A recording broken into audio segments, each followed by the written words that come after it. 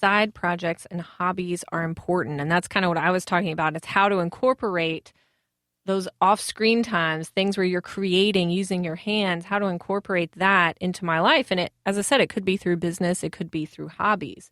But I think for you, side projects and hobbies are going to be really important.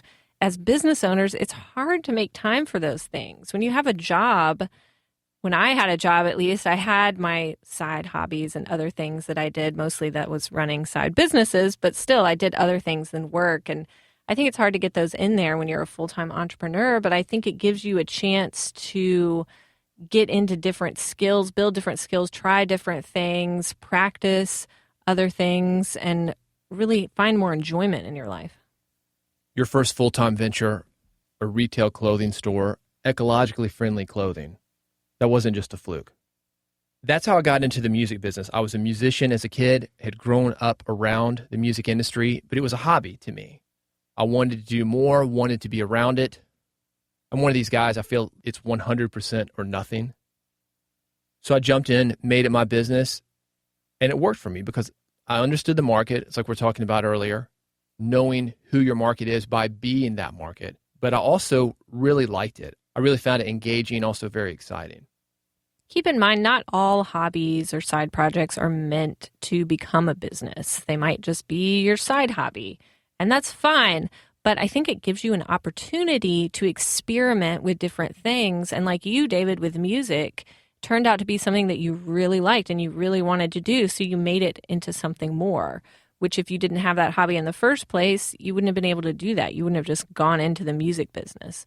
So it gives you a chance to kind of dabble in different things before making a commitment to something. Well, something related, he says, and this absolutely applies when you're starting as a hobby. He says, in the beginning, obscurity is good. My friend Rick Roberts runs a podcast called schooloflaughs.com. Rick's a comic, working guy. Last year, he did 90 shows, 200 shows the year before. So he's still out there a lot, but also works with a lot of upcoming comics. And one of the things that he advises people to do is fail while they're obscure. Experiment. We spend so much time trying to get out of obscurity, we don't appreciate the benefits that it has to offer. Tell me more about what you mean by obscurity. We're all trying to get out of obscurity. What do you mean? Well, we want to be known. We want to be known. We want people to appreciate us, spend money with us. When you're starting a business, especially if it's a creative endeavor such as comedy or music, sometimes it's tough to get people to your events. It's tough to get people to even come to a free show. But that is when you can experiment. Just like Matt Damon, you can get out there, find out who you are. Just like me, you can write a book, work with it, let it emerge into its final product. And you can emerge in your final product when you're up on stage, doing the work, working with your hands, if you will, and nobody's watching. That's a lot better than having everybody watching. I mean, think about how tough it is for these comics these days. Everybody's got a mobile phone. They're testing their material. That joke is already out online. Everybody knows it. If they're a fan of the comic, they don't have a time to work with that material like they would want to.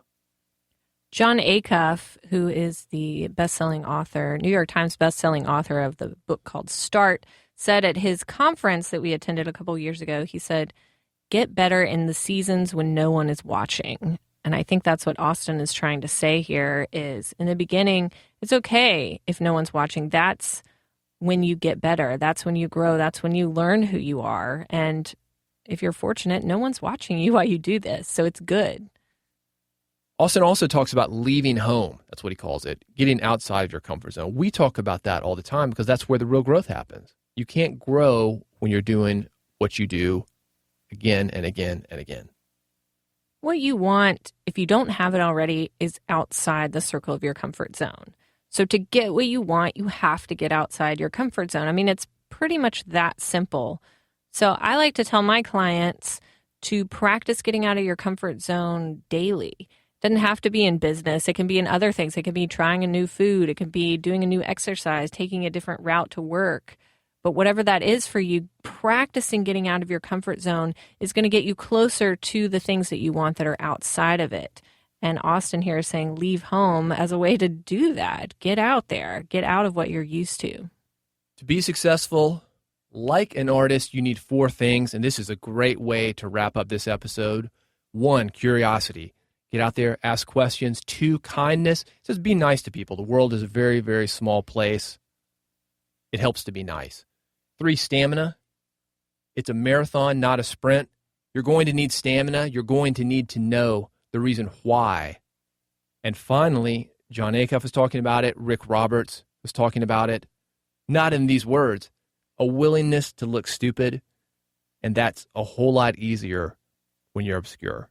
So do that now. Get comfortable with it. Develop your act. Develop your personality. Get it tight. And when people start coming in, they'll think you were always that way. I like it. You've got questions, you've got comments, reach out to us. We're at redpodcast.com. There you'll find past episodes on all sorts of entrepreneur subjects. Thanks for listening. We'll see you on the next episode. You've been listening to Red Podcast, Real Entrepreneur Development. Subscribe today using iTunes, Stitcher, or via RSS at redpodcast.com.